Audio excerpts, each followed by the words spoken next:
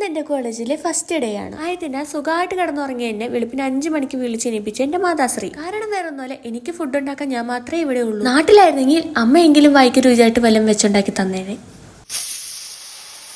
അങ്ങനെ ചോറും വെച്ചു. പെട്ടെന്നൊരു അച്ചിങ്ങത്തോരനും ഉണ്ടാക്കി.